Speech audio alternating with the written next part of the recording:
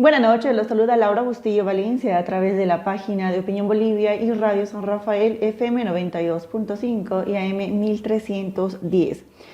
Bien, son días en que está funcionando el nuevo gobierno, el binomio del PDC, Rodrigo Paz como presidente y Edman Lara como vicepresidente. Y a 3 días del inicio de esta gestión ya hay acusaciones fuertes que ponen bajo la lupa la relación entre el presidente y el vicepresidente. Para poner en contexto, a través de un video de TikTok difundido en las redes sociales del vicepresidente Edman Lara, él mismo denunció que grupos de poder quieren que Rodrigo Paz destituya al actual ministro de Justicia, Freddy Vidovic, el único que propuso Edman Lara. Ese por un lado. Por otro lado, da a entender que Paz no quiere que Lara participe de las reuniones del gabinete ministerial. ¿Cómo es que podemos leer esta relación y qué efectos puede traer? Vamos a hablar sobre este tema en compañía de Carlos Macusaya. Él es investigador y comunicador. Está con nosotros a través de la plataforma Zoom. Carlos, ¿cómo está? Buenas noches. Muy buenas noches y un saludo cordial para todas las personas que siguen el programa. Gracias por aceptar la invitación, Carlos. Bien, este video ha causado diferentes titulares que son motivo de portada en medios de comunicación. ¿Cómo es que tú ves, cómo lees el video difundido y las palabras dichas por el mismo vicepresidente Edman Lara? Yo creo que es un comienzo complicado para el gobierno porque pone en discusión dos temas. Uno que es como se sobreentiende, pero no se lo suele decir. El nombramiento de ministros nunca es algo que se dé simplemente por buena voluntad y por méritos, es algo que se negocia. Y en este caso queda claro que, desde mi punto de vista, por lo menos, quienes perdieron las elecciones son quienes tienen mayor capacidad de decisión e incidencia en el nombramiento de ministerios. Me refiero a Doria Medina y a la agroindustria. Tienen mayor presencia, su gente tiene mayor presencia en el ministerio. Entonces, ese es un tema importante a destacar. En segundo lugar, relacionado a eso, está el hecho de que, por ejemplo, a Edgar Morales, que ha trabajado en la campaña aquí en La Paz de manera muy constante para el PDC, especialmente por redes sociales y viajando a distintos lugares, eh, se le da el Ministerio de Trabajo. Él ya había hecho un video, bueno, por lo menos se difundió un video donde él reclamaba de que si habían corbatudos y no había gente más o menos como nosotros, decía, entonces no podía ser nuestro gobierno. Me da la impresión un poco para calmar las aguas y darle un espacio de poder a alguien que fue importante en la campaña, principalmente en La Paz, le dan al Ministerio de Trabajo. Y en el caso de Lara, queda a cargo de alguien que es de la confianza de Lara, el Ministerio de Justicia. ¿Cuál es el punto acá? El PDC gana no por la figura de Paz, PDC gana por la figura de Lara principalmente. Y sin embargo, a la hora de organizar el ministerio, se percibe que Lara no tuvo ningún tipo de incidencia, salvo sugerir un nombre, que en este caso lo aprobó Paz. O sea, ahí hay un primer elemento para mí. Quienes han tenido la capacidad de imponer a su gente en los ministerios han sido los que han perdido, insisto. Samuel Doria Medina y la agroindustria. Ese es un primer elemento que para mí habría que tomar en cuenta. Un segundo elemento muy importante es lo que ha dicho también Lara respecto a la participación del propio Lara en las reuniones de gabinete.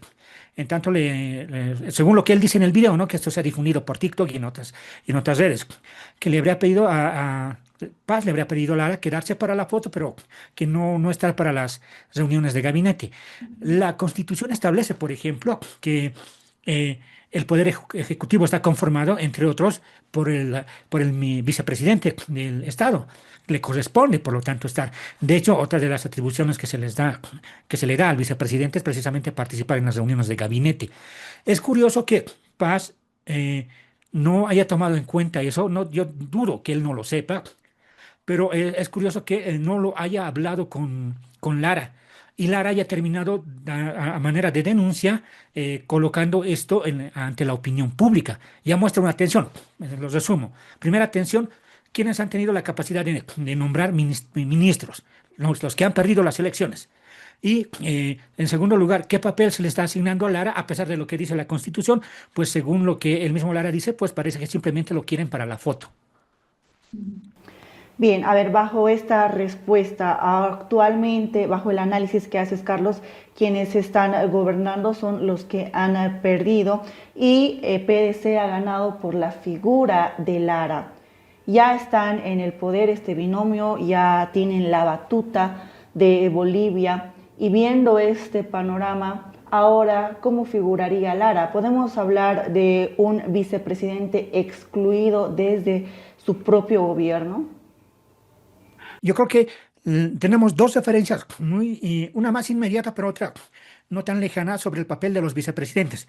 La más inmediata es David Choquehuanca y por lo que hemos visto ha tenido un papel irrelevante, de hecho incluso desastroso, porque no tuvo la capacidad de conducir la Asamblea Legislativa, de poner una agenda legislativa y coordinar con las fuerzas políticas que estaban en ese momento en la Asamblea. Entonces, ahí podemos ver una cosa.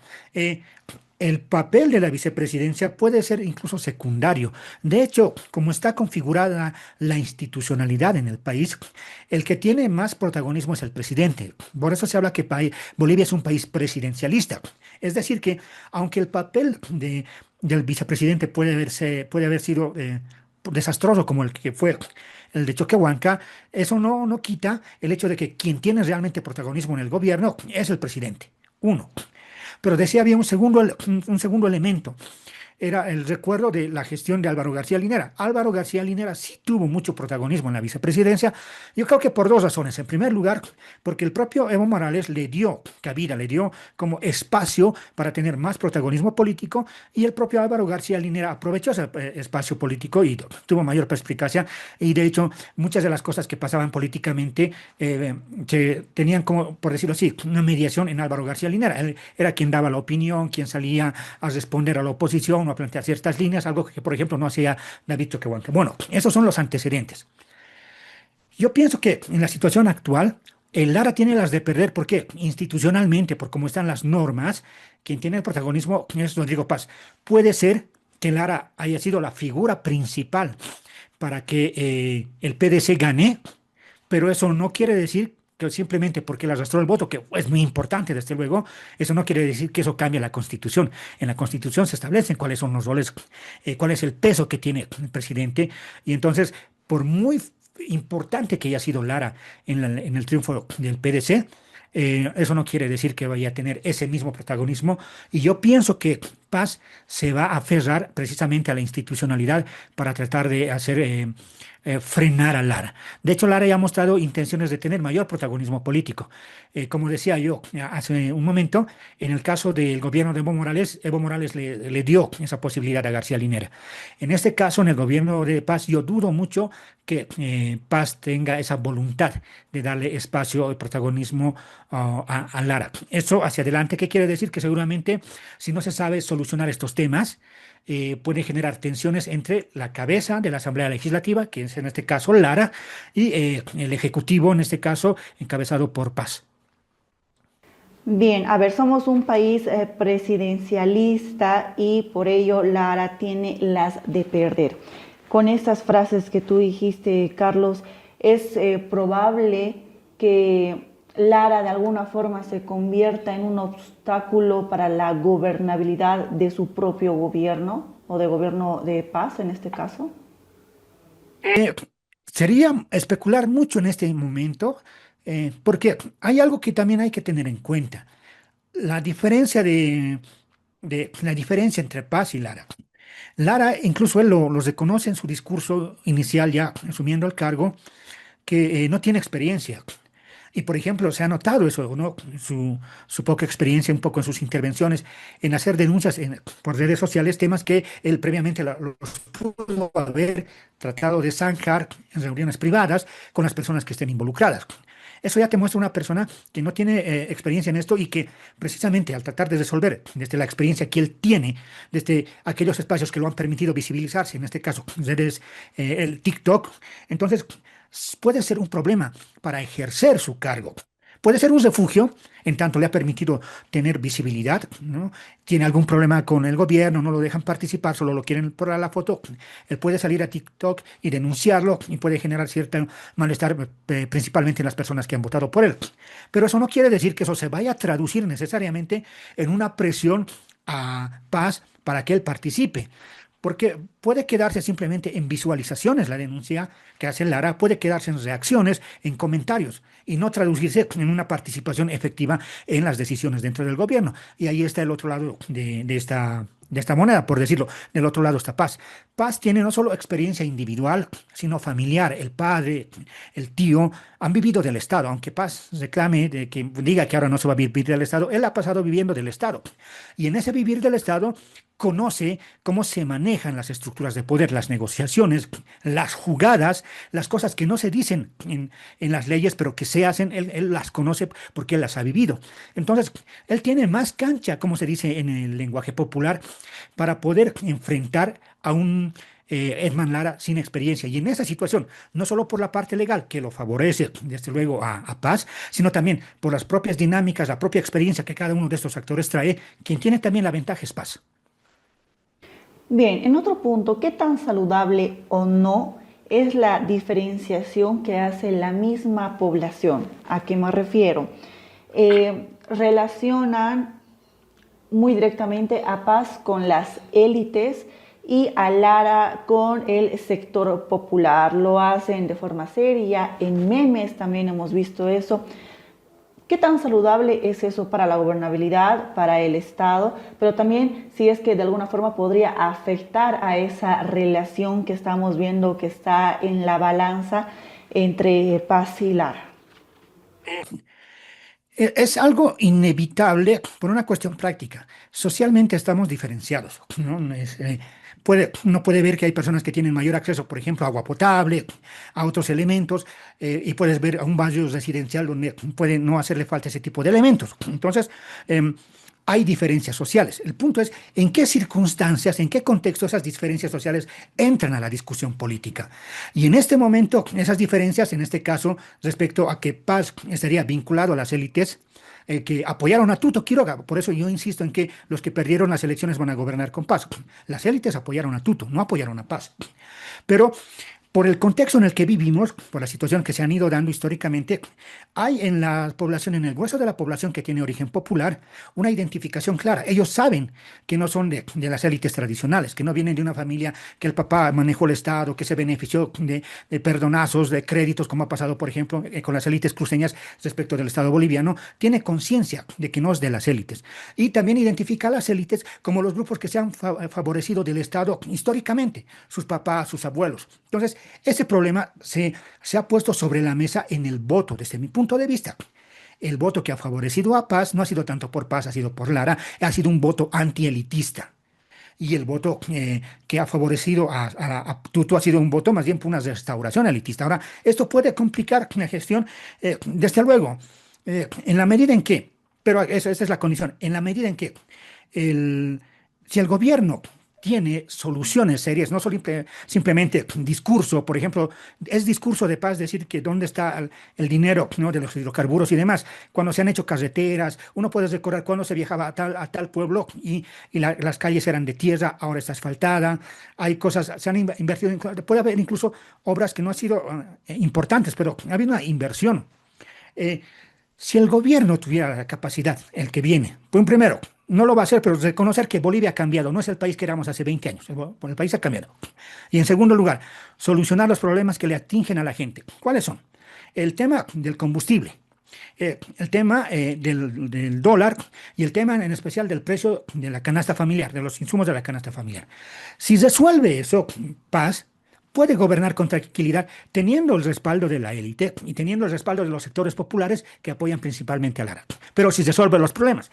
Si no tiene la capacidad de resolver esos problemas o las soluciones que plantea van a terminar beneficiando solo a las élites y van a perjudicar a los sectores populares van a tener, por decirlo así, ya condiciones, una situación propicia para hacer notar su malestar, que hoy lo puede hacer notar por memes, por comentarios, por reacciones, pero en algún momento, insisto, si esto llega a afectar o no se solucionan esos problemas, ese malestar se puede traducir también en movilización.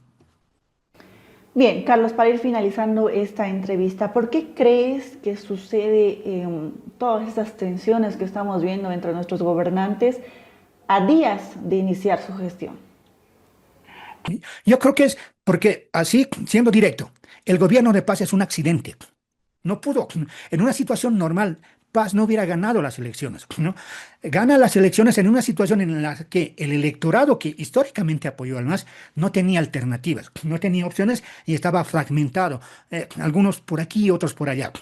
La oposición empezó, especialmente la que encarnó Tuto Quiroga, pero también parte del grupo de Doria Medina, ¿no? Una perspectiva restauracionista. Se viene volver a la República, cosas por el estilo, que para muchas personas significa volver a ser ciudadanos de segunda. Algo que pasó, para bien o para mal, en el gobierno de Evo Morales es que mucha gente de origen popular empezó a asumir que era normal que ellos o sus hijos puedan trabajar en instituciones del Estado, puedan profesionalizarse y competir laboralmente con las familias de clase media tradicionales. Eso sucedió en estos años que hemos vivido. Y eso ha dado lugar, como digo, a una conciencia antielitista. Pero lo que decías respecto a pues, que ha sido un gobierno, es un presidente por accidente, es que Paz no articula a ese electorado a nivel organizacional. No es que esas organizaciones no trabajan con él.